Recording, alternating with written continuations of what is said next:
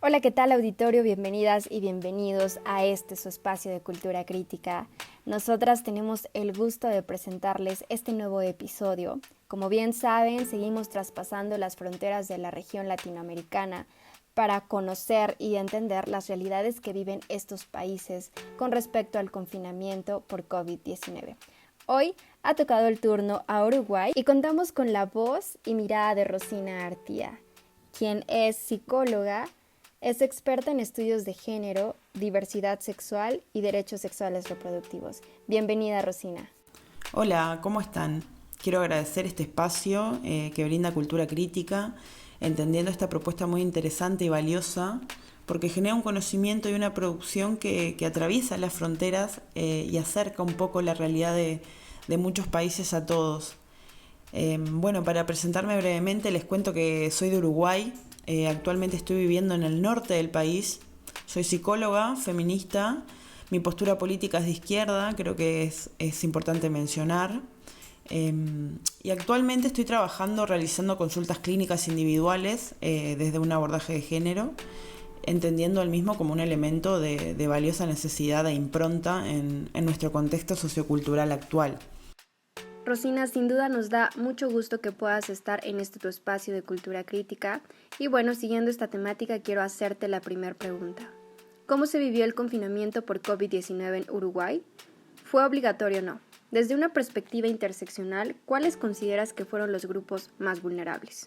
Te escuchamos.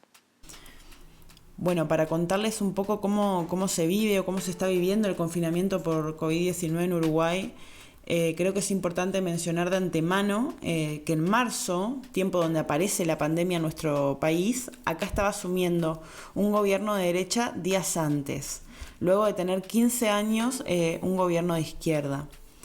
Entonces fue un cambio muy notorio para toda la población uruguaya, donde días después de este cambio político e ideológico se instala la pandemia en nuestro país.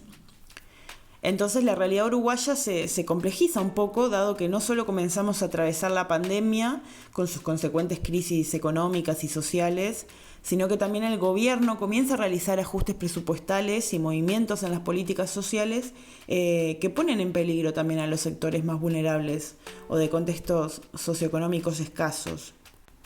Y bueno, después también contarles que el confinamiento en Uruguay se dio de manera voluntaria. En ningún momento hasta la actualidad se impuso la obligatoriedad, aunque sí se tomaron las medidas sanitarias pertinentes como el uso de barbijos obligatorio, el distanciamiento social, información respecto a las vías de acceso al sistema sanitario y las medidas de prevención de contagio. Por suerte en nuestro país el acceso a la salud es pública e integral y no sufrimos un colapso de nuestro sistema sanitario en ningún momento. Asimismo, inmediatamente se decreta el cierre de fronteras con los países de Argentina y Brasil, entendiendo esto como una medida preventiva para la población, así como todo espacio de índole público, masivo, como escuelas, centros culturales, restaurantes, etcétera, etcétera, ¿no?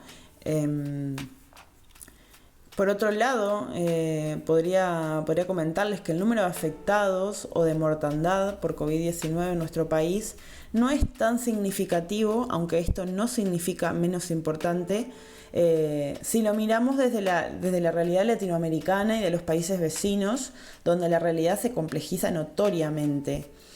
De igual manera, creo que al ser un país muy pequeño, una situación como esta o de esta magnitud nos afectó gravemente, sobre todo a nivel socioeconómico, donde ciertos grupos de nuestra sociedad quedan muy desprotegidos y vulnerables al perder su única fuente de ingreso o directamente al no contar con una, y donde su subsistencia depende de lo que puedan recaudar en algún emprendimiento autogestivo y o familiar. Considero que los grupos más vulnerables en nuestro contexto son las mujeres, especialmente las mujeres que viven en contextos rurales, alejadas o sin acceso a una institución sanitaria inmediata y generalmente dependientes económicamente de varones, aunque bueno, no todas están en esta situación, ¿no? No quiero generalizar tampoco.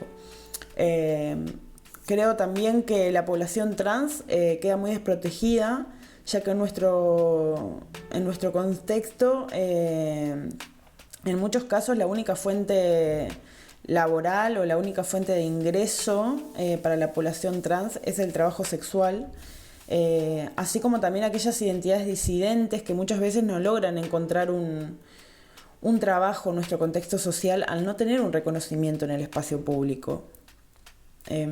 Pienso también en nuestras infancias, especialmente en aquellas de escasos recursos económicos, donde la escuela le proveía al menos el acceso a 2 comidas diarias y con la pandemia pierden este beneficio social tan imprescindible, ¿no?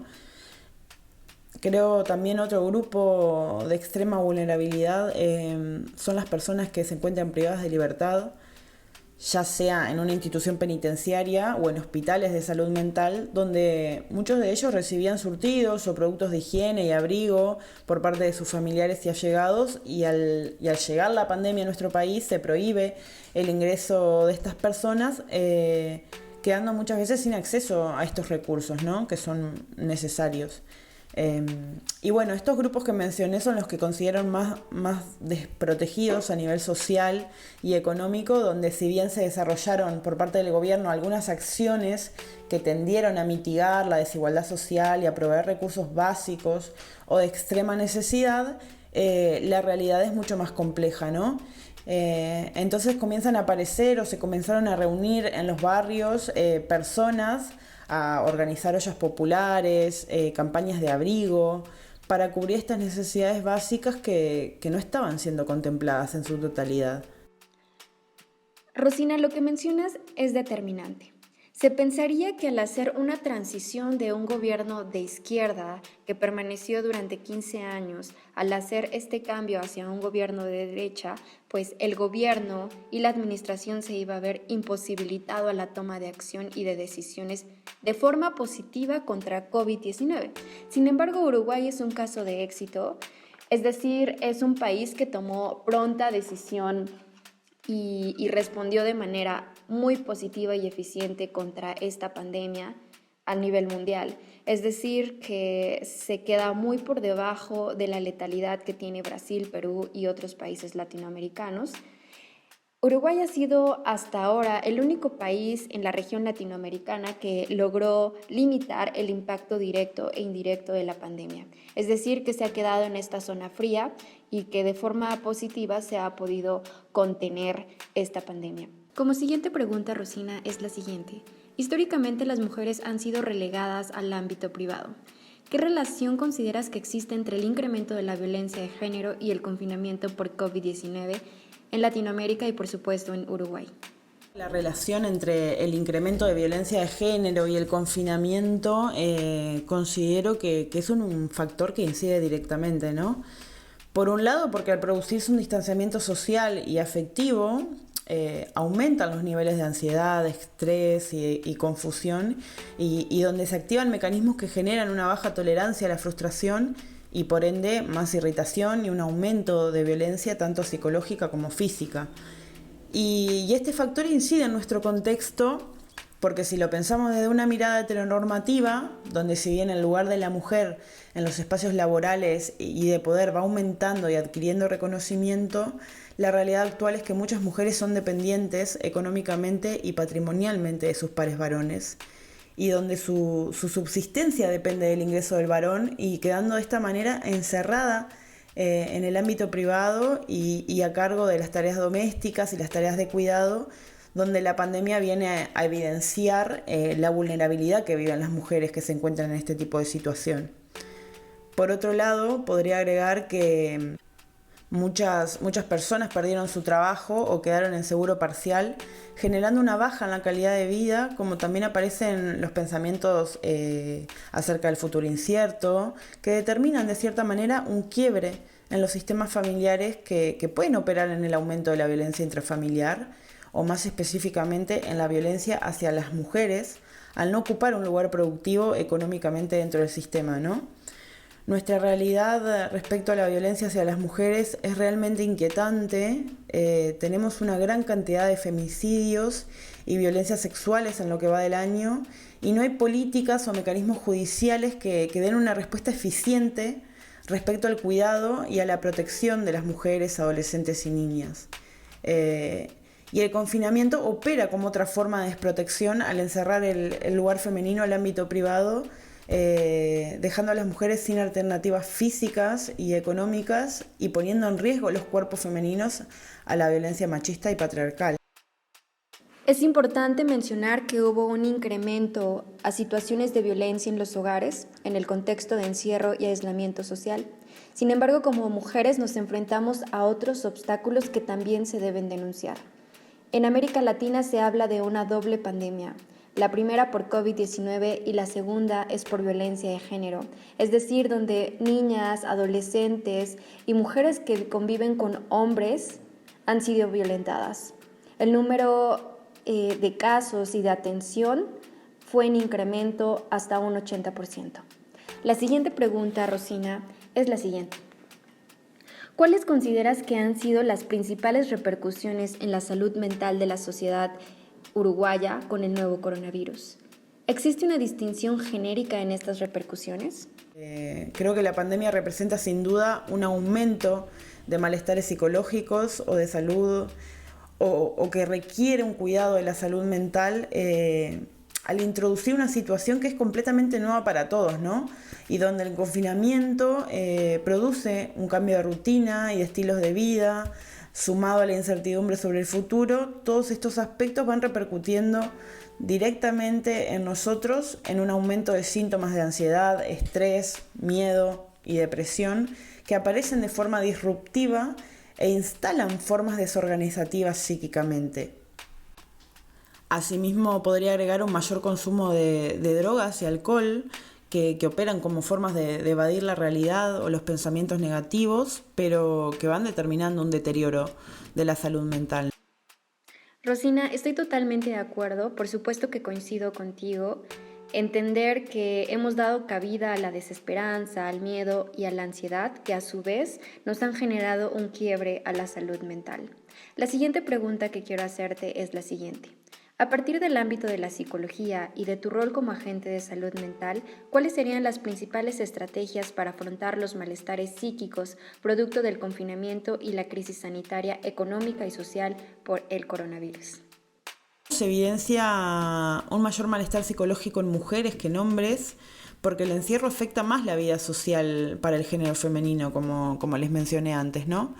También en un estudio de investigación de psicólogos también en nuestro medio sobre depresión, ansiedad y desesperanza o las repercusiones de la pandemia en Uruguay, se presenta una estadística bastante triste, donde de un grupo de 1.060 personas, un 11,5% de estas personas presentó riesgo de suicidio. Sobre esto creo que vale destacar que en Uruguay el suicidio representa una de las primeras causas de muerte de nuestra población, donde tenemos un gran porcentaje de muertes de esta índole. En Uruguay el cuidado y la atención de la salud mental es bastante ineficiente, donde si bien se promovieron cambios en las leyes sobre la salud mental que apunten a promover formas más comunitarias o en red, esto quedó bastante en pausa y el modelo que tenemos actualmente es de tipo asistencialista, donde el poder médico tiene mucha fuerza y opera como dispositivo de control social donde las lógicas de encierro están muy rígidas, ¿no? Así que nuestra realidad en el área de salud mental es bastante preocupante. Y bueno, respecto a las principales estrategias para afrontar los malestares psíquicos producto del confinamiento y la crisis sanitaria, económica por el COVID-19, bueno, desde mi lugar como agente de salud, desde el área de la psicología específicamente, considero que frente a los factores estresantes y la situación que es novedosa en su totalidad, me ha abocado a compartir ciertas recomendaciones que de alguna forma ayudan a mejorar o organizar tanto la vida cotidiana como también la parte afectiva y emocional, que en su conjunto proporcionan herramientas que hacen al cuidado de la salud mental, ¿no? Sin duda que estas recomendaciones son generales para toda la población, pero también entiendo que muchas de ellas dependen del acceso a recursos o a una calidad de vida a la que no todos tienen acceso, y que de cierta forma evidencia la vulnerabilidad también a la que muchos están expuestos, ¿no? Bueno, como recomendaciones generales, por comentarles algunas, están, por ejemplo, mantener los horarios de sueño, no sobreexponerse a noticias o consultar siempre a fuentes verdaderamente confiables, organizar los ciclos del día para no generar una sensación de discontinuidad. Bueno, otra recomendación totalmente válida es la de hacer ejercicios en el hogar, o al menos mantener un estilo de vida activo, y mantener o generar redes de contención tanto de amigos y familiares de forma virtual. Otra recomendación es, si es posible, si tenés un espacio de acceso a la naturaleza, bueno, ir a la naturaleza, poder recibir luz solar, que es muy beneficioso para la salud mental. Otra recomendación sería limitar el consumo de noticias o grupos que promueven pensamientos negativos o catastróficos. El poder también prestar atención a los estados emocionales y corporales, poder identificarlos lentamente y entender que muchos de estos cambios responden al cambio de rutina tan abrupto, y que afecta a nuestro estado emocional. Por ende, tener una apertura a registrar tales cambios y a no juzgarse habilita un lugar más saludable, ¿no? Bueno, también es importante que si nuestra rutina se modificó abruptamente, bueno, poder generar nuevas rutinas que nos impliquen desafíos, y que para esto hay que permitirnos cierta flexibilidad, ¿no? Creo que un aspecto súper importante en esto de las recomendaciones es la comunicación, ¿no? Creo que la comunicación es un factor fundamental, tanto si lo estás atravesando solo o si estás con tu familia y tenés hijos también, ¿no? Considero que a los niños hay que comunicarles en un lenguaje sencillo lo que está ocurriendo, sin ocultar la información, y colocarnos en un lugar que permita al niño poder generar preguntas, sacarse dudas, ya sea para aliviar o para prevenir emociones y pensamientos negativos en ellos, ¿no? También decir que si uno se da cuenta que no se puede sostener en esta nueva situación, bueno, que se permitan el pedir ayuda profesional, ¿no? Sin juzgarse y entendiendo que a veces estos cambios abruptos nos generan movimientos importantes que nos pueden afectar mucho, y que es totalmente normal el pedir ayuda, ¿no? Bueno, otra recomendación, creo, desde mi lugar, sería como conservar o generar o mantener los espacios de ocio y de juego que se vuelven fundamentales en estos tiempos. Creo que es muy bueno para la salud mental en estos tiempos apostar a lo creativo, a lo artístico, a la música o a todo aquello que genere disfrute y tranquilidad, ¿no? Pero bueno, también claramente estas recomendaciones forman parte de lo que uno denomina acciones de prevención y promoción de salud, que apuntan a informar e instalar la importancia de la higiene, el cuidado del otro y del sí mismo. Ahora, respecto a lo económico, bueno, acá en Uruguay comienzan a aparecer mucho las redes comunitarias, se comienza a tejer emprendimientos colectivos y autogestivos como una forma de solventar la vida socioeconómica actual, ¿no? Creo que de alguna forma lo autogestivo, los emprendimientos personales, son una respuesta política a un capitalismo que no da respuesta frente al hambre.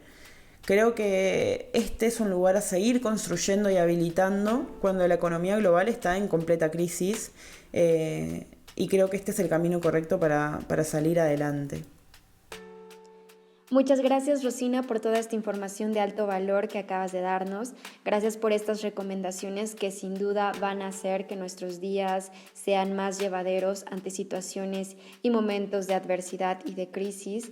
Algo que quiero rescatar es esta parte en la que mencionas que la comunicación debe de ser este factor elemental. Estoy totalmente de acuerdo contigo. Retomarlo como un instrumento para poder prevenir el malestar psíquico es sumamente importante. También recordarle a la audiencia que si tienes un problema o un momento de crisis en el que eres insostenible, que siempre puedes buscar ayuda, que siempre va a existir un profesional que pueda llevar de forma positiva pues todos tus sentires y pensares, que no está mal, es decir, nos encontramos a una situación que es totalmente nueva y no siempre sabemos cómo actuar. La siguiente pregunta que quiero hacerte, Rosina, es la siguiente. ¿Cuál es tu mensaje para que el género femenino fortalezca su salud mental a partir de su experiencia de vida y de la orientación psicológica?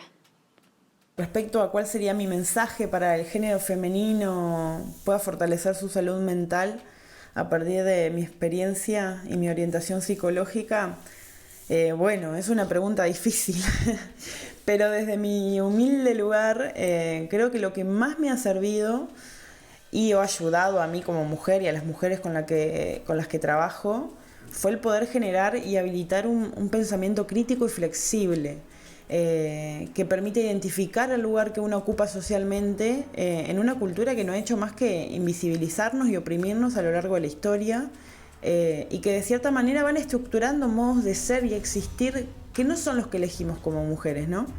Pero también creo que el poder ofrecer y encontrar un espacio que permita una resignificación de la vida cotidiana, o encontrar un espacio donde no seamos juzgadas sino que reconocidas, ayuda a producir movimientos que van desestructurando estas lógicas que nos colocaban en lugares inamovibles.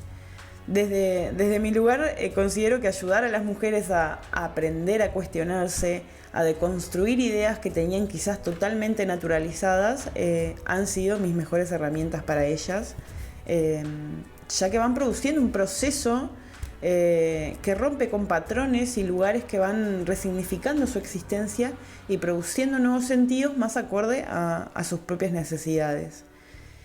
Y con todo esto me refiero al poder generar y habilitar una mirada que apueste a estos movimientos, que permitan a la mujer de sujetarse del lugar que nos impuso la cultura patriarcal que tenemos en Occidente, y comenzar a construir nuevamente una mirada más acorde a nuestros deseos como mujeres, a poder movernos de aquellos lugares que nos incomodan y nos generan malestar, y acercarla a lugares más saludables, en definitiva.